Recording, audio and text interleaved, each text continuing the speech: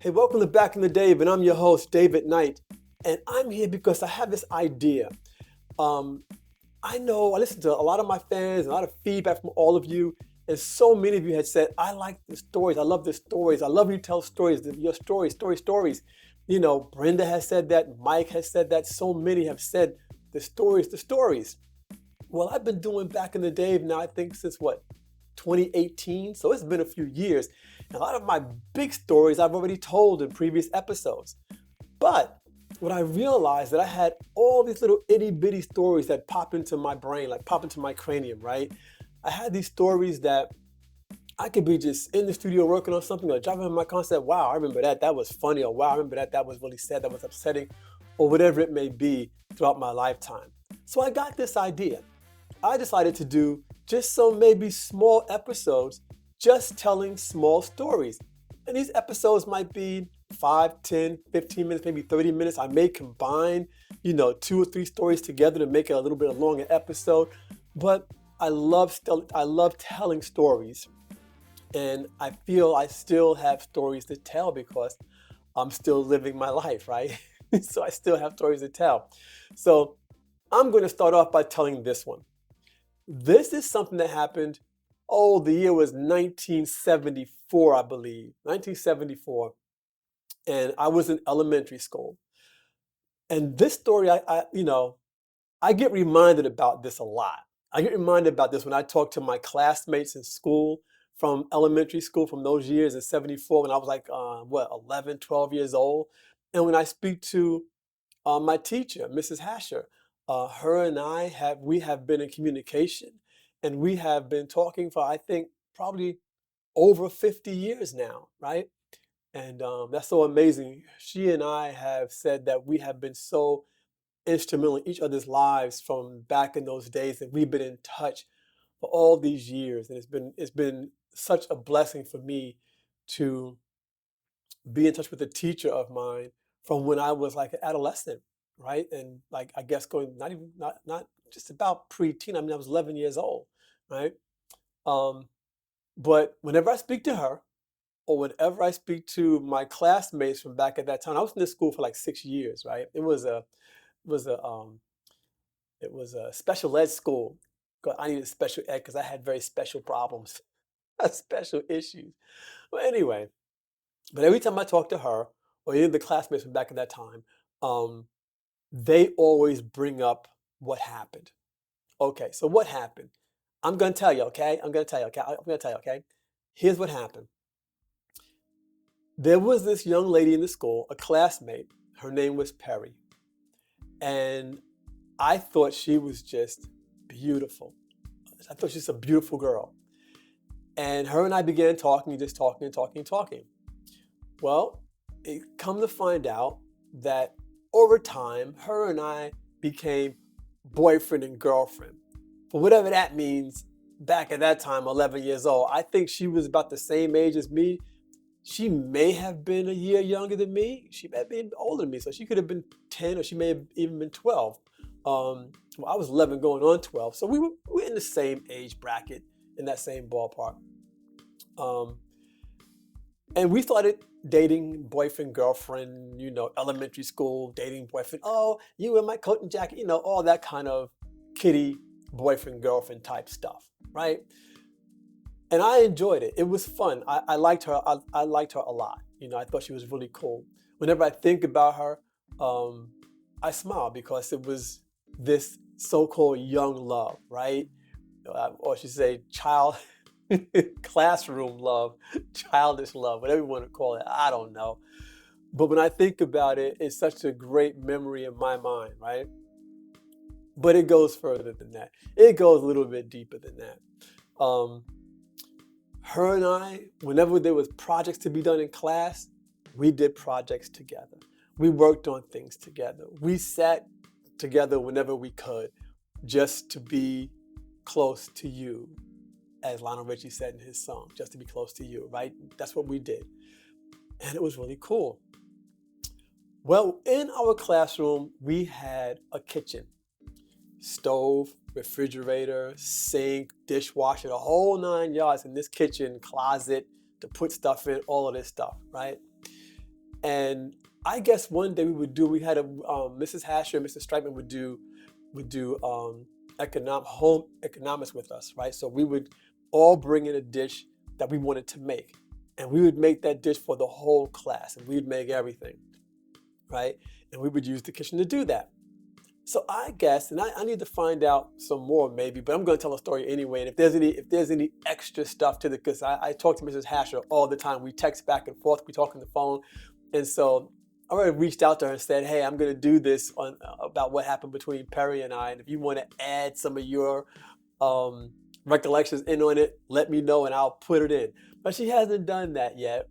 But if she does at some point, maybe when she watches it might inspire her to do that. And if it does, I'll come back in and put in what she said. Um, but I believe we were working on an economics project where somebody was cooking something. It may have been that time when Wayne was making his potato pancakes. I don't remember when. But whatever happened, one of us got the brilliant idea. It was either Perry or me. I do not remember by any stretch of the imagination. I do not remember who it was.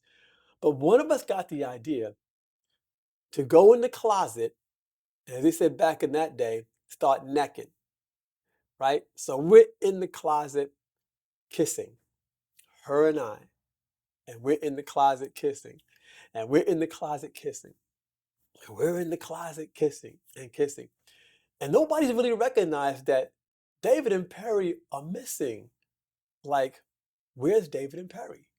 Like nobody really said much about that, but we're in the closet kissing, we're necking, like back in the day. You got on my jersey, my jacket, we necking. Oh God. I mean, I remember being in that closet with her and how excited I was to be kissing this girl, right?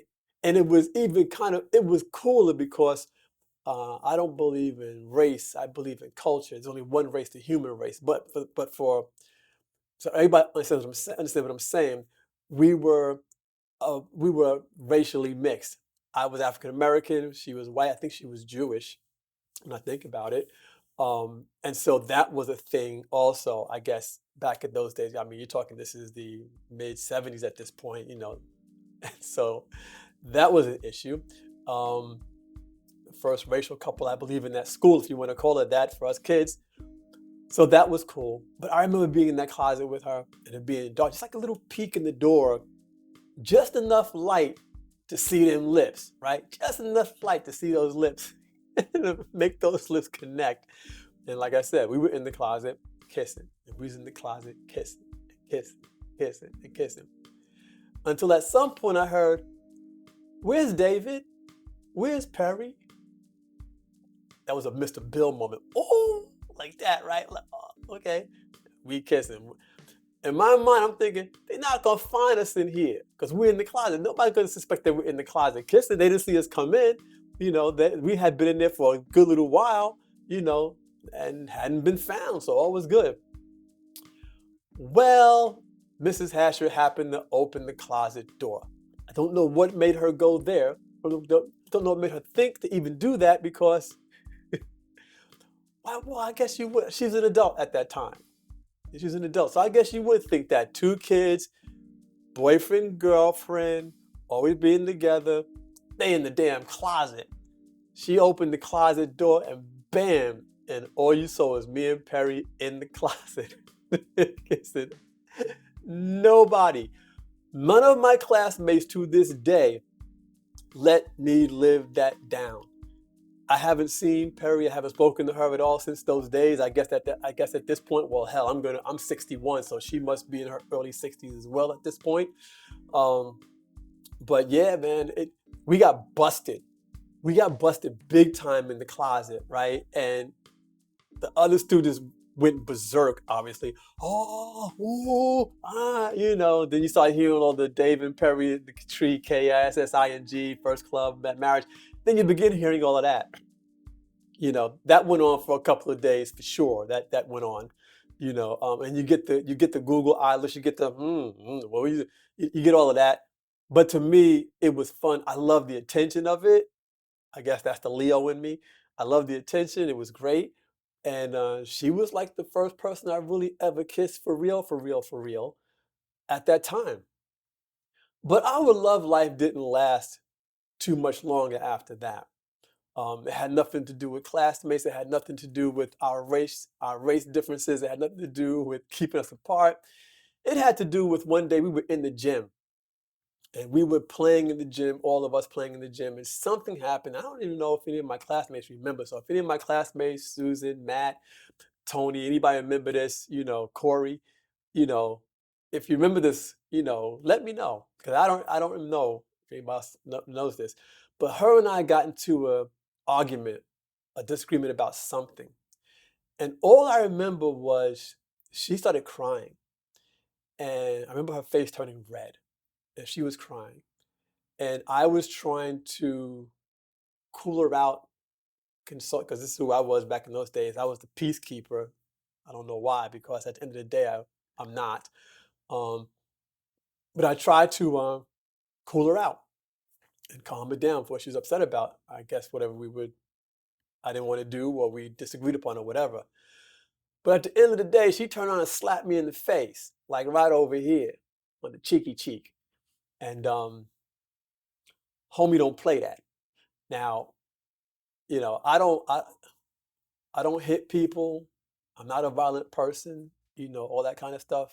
Um, I want the cold clocker, quite frankly, but the whole girl thing, and I'm a guy, and this, and that. So, and again, we were just kids, but I didn't like that at all. I wasn't down with that at all. She slapped the crap out of me, right? And that was the first and last time I've ever been slapped, other than by my mother or my father, but by anybody else. That was the first and last time I have ever been slapped. But that ended it. That pretty much ended it. I was like, okay, I'm done. And that was it. So Perry and I, we had our childhood romance, I think, for a semester, for that whole year, or for most of that year, I think it was. And forth come the slap. And Dave was like, no, I'm out. And that was it. That was the end of that year, I believe. And then when school started back up in '75, she didn't come back to the school. And I haven't seen her since.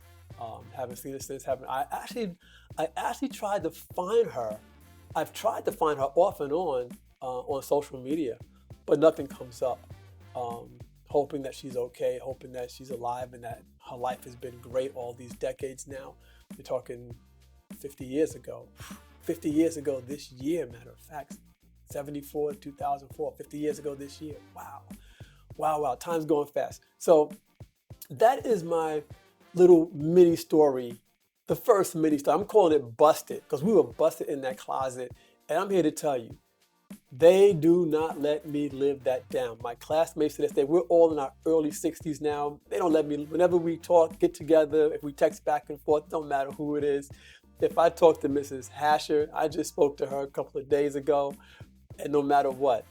You remember when you and Perry got busted in the closet? Remember when you and Perry got busted in the closet? I was like, oh man, I remember, yeah, it was fun.